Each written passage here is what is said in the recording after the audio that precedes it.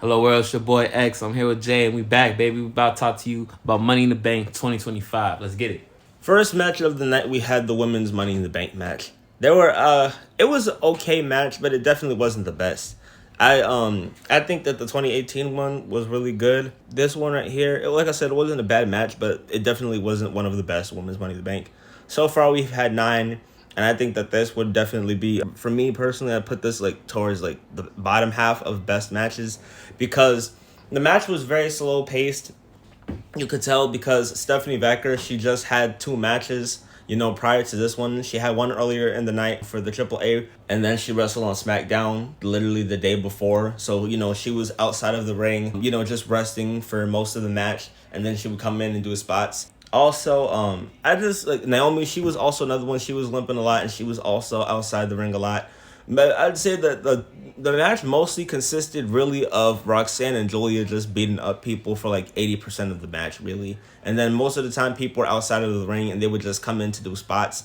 So nothing really too memorable about this match, really. What about you? What do you think? For me, I gotta be honest with you guys. This was a shit show and a big ass stinker. Outside Naomi winning the Money in the Bank, like there was no really good spots except for Stephanie McCare hitting the devil's kiss on the ladders with fucking Rhea Ripley.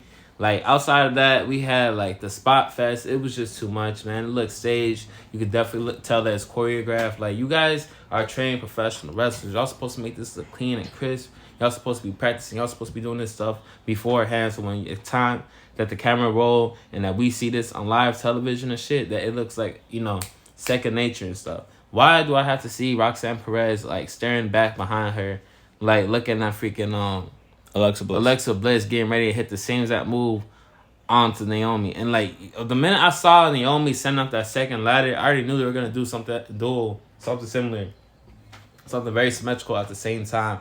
Didn't like that spot right there. That was bad for me.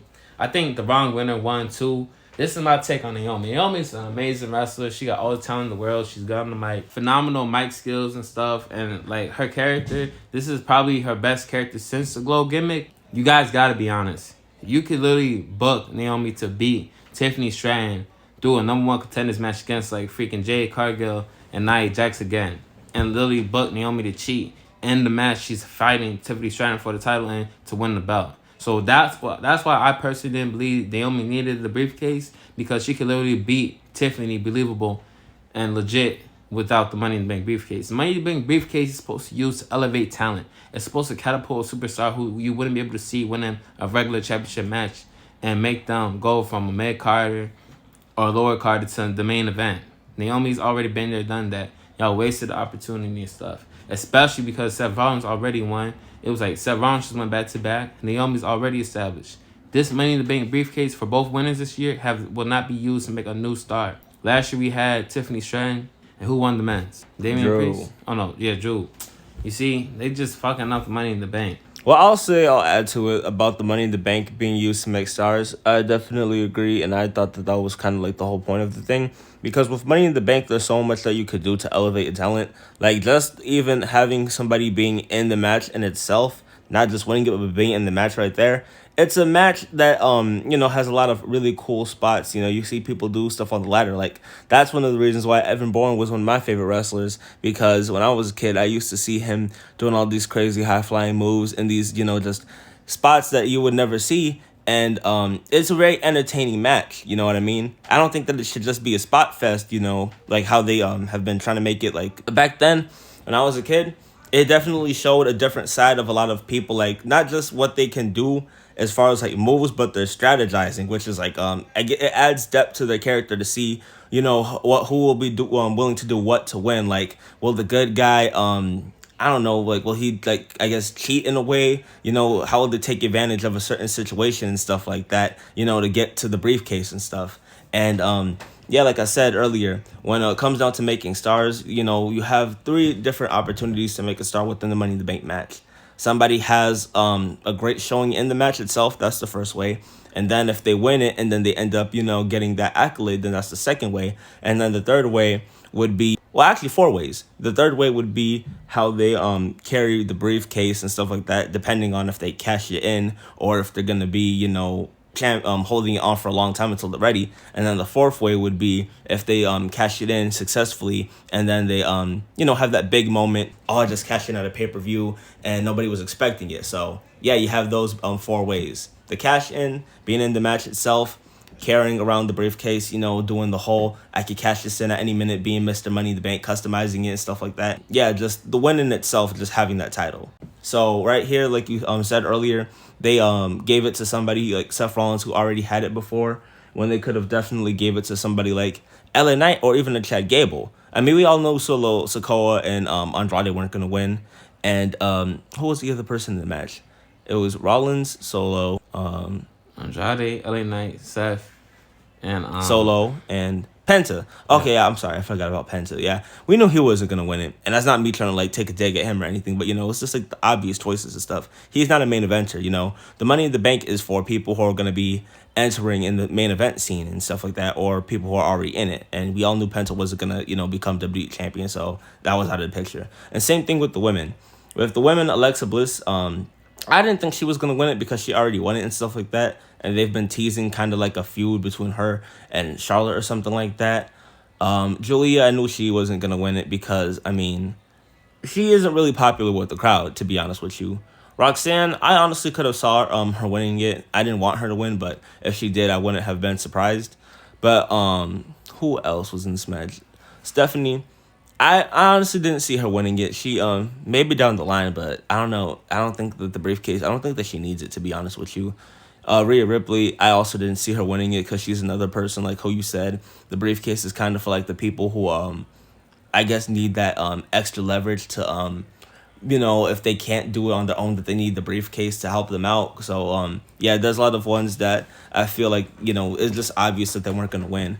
But with Naomi, I'm not really upset with her winning it. I always have been a fan of Naomi, and I think she was a good choice. She's been here for 15 years. She worked hard, so good for her. I'm not upset. I'm not upset at Seth Rollins winning it either, to be honest. Like I said, I was a little, like confused because I thought they would have given it to a new winner, but I'm not upset with him winning it because, he has this new faction and stuff, and so far, he's been the most entertaining thing on Raw, so I'd like to see where this is go. I loved his first run with the Money in the Bank back in 2015. It was really good. Him and Dean Ambrose getting all to the shenanigans, and then like when he opened up the briefcase, with the slime in it. So yeah, I'm excited to see how Seth Rollins handles this. To be honest, I'm kind of surprised that he didn't cash it in. I love you, man, but I gotta disagree. Both with the women sucked and stuff. These were the wrong choices. For that women's side, Stephanie McCurry is the hottest female wrestling in the wrestling world right now. This girl is over everywhere and anywhere and shit, man. She's so over and stuff now. She's a fucking rocket. She's going to the sky. We need to strap on this Money in the Bank briefcase and push her and make her a guy. She's ready right now.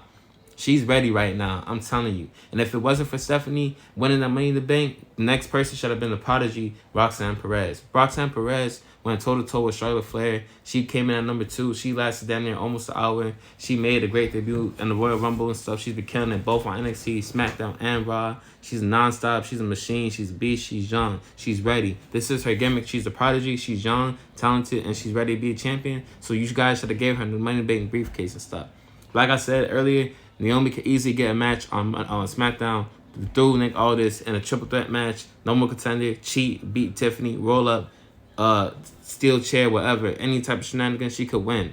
You needed to use this briefcase to elevate a new superstar, and this is a missed opportunity and stuff. You guys are going to regret this. Now, obviously, Stephanie McCurry, Roxanne Perez are both talented. They got next year. They got a long time to go. It's not the end of their career. They will be champions and stuff. But this year, I just felt like he should have gave the briefcase to one of those girls. And then on the men's side, same thing with Seth. We love Seth. He was just world champion not too long ago and stuff. But we don't need to see this right now. This is not the way. We don't need to see him with the Money in the Bank briefcase. Like I said about Naomi getting booked to win a match for the championship, same thing with Seth. Are you telling me that Seth can't beat AJ Styles or CM Punk in an almost contenders match with the help of Braun Breaker and Bronson Reed? To then have to fight Jey Uso at a pay-per-view and have him cheat again and help him win? Yes, they could easily book that. So with that being said, I don't even like LA Knight, but LA Knight would have been a better choice for Money in the Bank. Him or Chad Gable. Chad Gable, when he was about to get ready, his contract was expiring, Triple H told Chad Gable that he sees him as a world champion. And I think those are lies just to get Track able to renegotiate and sign back with WWE, because this man has not yet won a title since. No IC titles, no tag titles, no World Heavyweight Championships, not even any stipulation matches.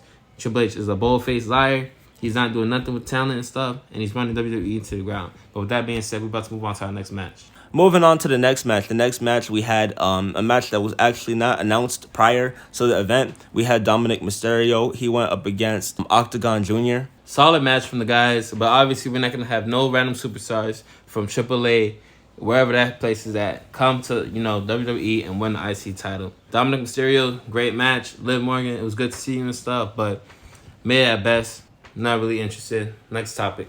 The next match, we got Lyra Valkyria versus Becky Lynch for the Women's Intercontinental Championship.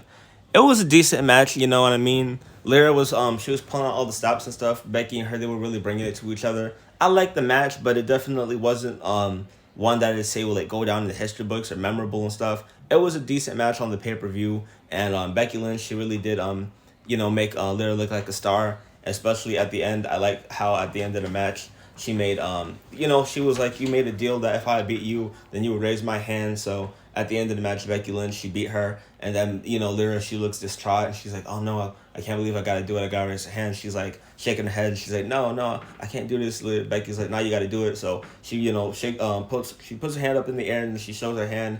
Raises her hand in front of everybody and stuff, and then Becky's like, nah, that's not enough. You gotta put the belt on me too. She's like, oh, come on, Becky. She's like, put the belt on me. She puts the belt on her, and then she suplexes Becky and stuff, and then Becky's rolling on the ground. It was good stuff. This match was so close to being match of the night, but the psychology of these two women ruined the whole entire match. Becky Lynch is probably gonna go down as one of the greatest, if not the greatest, women wrestler of all time. My problem stemmed when she took Lyra Valkyria to the top rope and hit the manhandle slam for a 2 count. Lyra Valkyria, who just came from NXT, been on the main roster for about a year, who just now won the IC, aka mid-card title, kicked out of a manhandle slam off the top rope. The same manhandle slam that took out Bianca Belair in less than 5 seconds at SummerSlam. So I guess with that being said, Lyra Valkyria is supposed to be better than Bianca Belair, who's an accomplished and also another top 10 female wrestler of all time.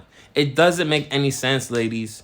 Where are these producers at? Jamie Noble, I see you back there. Shane Helms, aka Hurricane and stuff. Are you guys really allowing this? Triple H. What are you guys doing, man? For real. This is bad booking. The fact you guys let these women go out there and do shit like that and stuff is stupid, bro. And the fans see this shit, man. That was the dumbest thing I've seen in the last, that's one of the dumbest things I've seen all year and stuff. Then, to make matters worse, Becky drags this girl out, do the same exact thing, manhandle Sam on the outside. And then it's like a 5 count. She stands by Lyra, tries to bring Lyra in to break the count. Lyra picks her up, hits her with the Nightwing.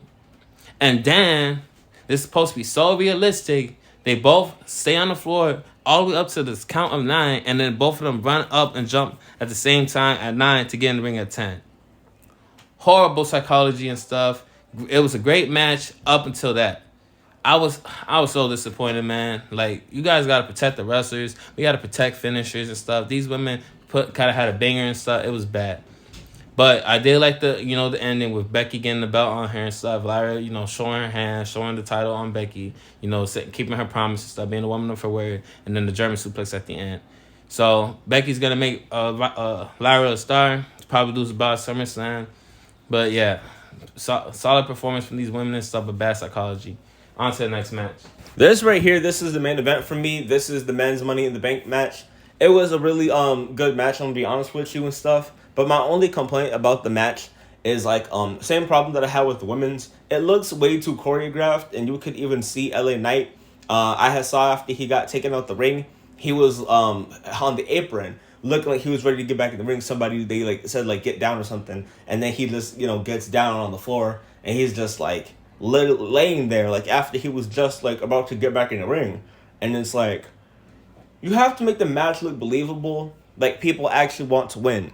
I understand that people are trying to recover after being taken out, but we got people out here on the sideline for damn near 3 minutes, and it's you would need to go inside the ring and grab that briefcase. You're going to lose the match if you're on the outside for too long. So that's one of the things that I don't like about this match. how like not even this match in general, but like the Money in the Bank, I feel like it's become too much of a spot fest. Like I guess it's always been like that in a way, but back then it felt a lot more believable because there was a lot more people in the ring at a time. But now in like the modern era, it feels like there can only be like two people in the ring at a time during the Money in the Bank, or maybe four. But it's like very rare where we'll have all six people get back in the ring, or like have people constantly be in the ring. And we didn't really get too many outside brawls like that. It was maybe just people like being thrown out the ring or whatever and shit like that. Like the closest thing that we got to like outside brawl or whatever and stuff, like people actually doing stuff outside, was when Braun Breaker came in, and like Bronson Reed as well. And then when we had Jacob and what's his name, Jeff Cobb, aka JC Benteo and stuff. But I feel like in the ladder match, we just need, everything doesn't have to be a spot fest. Like, oh, here, get in the ring, do this, and that stuff. And we need to have like some people like fighting outside, trying to prevent people from getting back inside the ring. Somebody getting, I don't know, like a table breaking and stuff. We didn't even get any tables being broken during either of the Money in the Bank matches and stuff. But if it wasn't gonna happen, for the women's, I was expecting it to happen for the men. And yeah, like I said earlier, I feel like LA Knight should have won this. I felt like he could have been somebody he's been working his butt off. And a lot of the fans, they're behind him. They want to see him put into the main event scene. I'm one of those people as well, because it's like, what more does he have to do? He's already been the U.S. champion twice, and I feel like he's above this. I feel like it's his time to be going out there and being, put on, the posters, you know what I mean, as like one of the top guys. He should be out there being treated the same as Jey Uso, They both are very similar in a way, but I would say that I like LA Knight more, and I think he has a lot more to offer than Jey, especially within the ring. But as far as like the match in itself, it was a decent match, you know what I mean? Wasn't too many botches. There were a lot of cool spots and stuff. Chad Gable, he was great. I love that spot where he used that ladder to climb up. He used that the ladder he put on the other one that he climbed up. That was pretty cool. Another thing I didn't like about the match, I didn't like how LA Knight had to be like the one to get like, before Seth Rollins when he grabbed the briefcase, LA Knight, he just got laid out like that. It was like, that was kind of like an insult to injury to the fans that wanted him to win. They could have just had him just stay there and try to like grab it before, it was too late and fail. Rollins already gets it by the time he gets in the ring, but like to have him just go out there and get, like curb stomped and, pedigreed is like, come on. And like my boy Main Event say, 11 letters, one word, predictable. And then, I ain't gonna lie, this Money in the Bank was really mid, bro. Seth Rollins, bad choice. The faction lame. We need Carmelo Hayes or Austin Theory to spice it up. Like, it was just predictable. LA Knight, 3 years, 0-3. No future championships. It's over. He might as well just ask for his release. Chad Gable, you got bamboozled. Andrade, you might as well go to AAA. Who am I missing? Penta got a chance. Who the last dude? Solo, you young and you a part of the bloodline. This Money in the Bank match was okay. Nothing that I didn't expect. Ron Winner won yet again. I don't really care. Sorry. Well, anyway, I want to add on to that. I forgot to talk about Solo Sikoa. Yeah, Solo Sikoa, he's like the funniest guy in WWE right now, besides R-Truth. Yeah, this dude right here, he was doing like some funny stuff during the whole match. He was trying to like imitate people's poses and stuff, being like, hey, yo, don't hurt me, stuff. I could do that panel walk too. I said, dude, what are you doing? I'm like, he needs to stop it before they make him like a comedic relief character. Because, I mean, like, he low-key has become one in a sense, because especially when he like fights against Jacob Fatu, they're gonna have him jobbing out. So you better tune down your antics, my boy. But moving on, that was a good match. I would rate that. That was a decent Money in the Bank, but it definitely wasn't like the best one of all time. It was like an average one, I'll say. And then we got the main event. The tag match between John Cena and Logan Paul versus Cody Rhodes and Jey Uso. Well, first off, I just want to say I love the matching outfits between Cody and Jey. That stuff was really cool. And the match in itself, the match was it was decent. It wasn't like a really great, outstanding match. I think the highlight of the match in itself was Logan Paul. Logan Paul, he was pulling all the stops. He may be a jerk in real life, but you can't take away the fact that the guy is really gifted, and he's just wrestling is like second nature to him. When I see him do those moonsaults, and I just see the way that he moves in the ring, like, the dude, he has it. He could definitely be a world champion. You know what I mean? Just like I said, you got to separate the art from the artist, you know what I mean? Don't think about how he acts outside of the ring. Think about what he does inside the ring. He puts on great matches, and he definitely is, like, the future. He's only, I think 30 years old. Probably not even 30 public. Maybe he is 30, but I don't know how old he is. But I'm saying, like, he definitely will be around for a long time, and he definitely is a game changer. So I like Logan Paul. As far as Jimmy and Cody and stuff, there wasn't really anything too crazy happening during this match. I think like the craziest thing that happened during this match right there was Jay Uso spearing John Cena off the table and stuff. Cody Rhodes, he had got Logan off the turnbuckle. There was a spot where the drone, Logan Paul had asked for the drone to be flown to him, so that he grabbed the drone and he's like doing like a selfie or whatever, and he's holding the drone. He's like, "Hey, watch this! I'm about to," and then like right like when he's about to like do it or whatever, Cody Rhodes, he just comes up out of nowhere and he does I don't even know what move he did because I couldn't see it. It was from Logan Paul's perspective, so I guess he like suplexed him off the thingy or whatever and stuff. And yet that was really cool to see. So like I said, it was a decent match. At the end of the match, we had a special return. It was none other than R-Truth that came out there to knock out John Cena. John Cena was about to use the belt, and out of nowhere, John Cena he got attacked by some dude in a black hoodie, and then underneath the hoodie he had a mask and stuff. Everybody's like, "Oh shit, it's Truth back!" And yep, surprise, surprise, he was back. So what do you got to say about this match? Match of the night by far. Well done, boys. Shout out to my boy Cody Rhodes. Shout out to my boy Main Event Jay Uso, World Heavyweight Champion. Yes, sir. I said, yo, World Heavyweight Champion. Shout out Logan Paul. Logan Paul is a future world champion. This man is good for the company. He good for the business. He has all the tools. Great theme song. Great character. Can speak. Can wrestle. Has a fan base. Has a following. Could be a good heel. Could be a good face. He's the future of WWE. Y'all got a good one in the future. And then John Cena.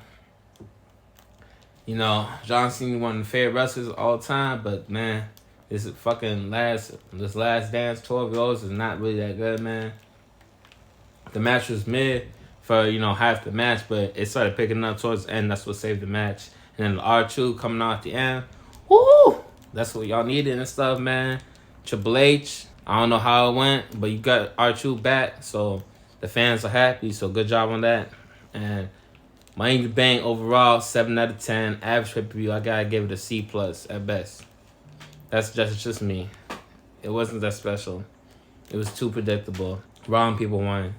Still doing 5 matches, PLEs. Like, when are we gonna change the format?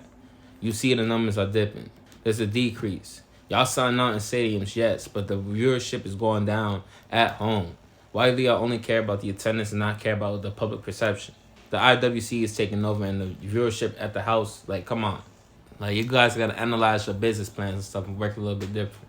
Yeah, I think that pretty much wraps it up. 7 out of 10, it was average pay-per-view. It wasn't the worst. Honestly, compared to everything else that we've gotten this year, the pay-per-view, I'd probably say it was one of the better ones, but that's not really saying much.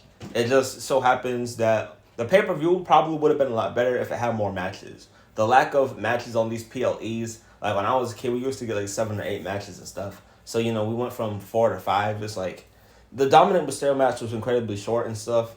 So, yeah. And then this match right here, the tag match, it wasn't like too memorable. Like if R-Truth didn't come out the end, this would have just been like a forgettable match, honestly. So it was a good thing that he did come out there. And that's the thing, like the thing that you notice a lot about these pay-per-views is that they wouldn't really be too impactful if it wasn't for the stuff at the end. Like with Elimination Chamber when The Rock came out and then Cena turned heel. So yeah, that wraps up Money in the Bank 2025.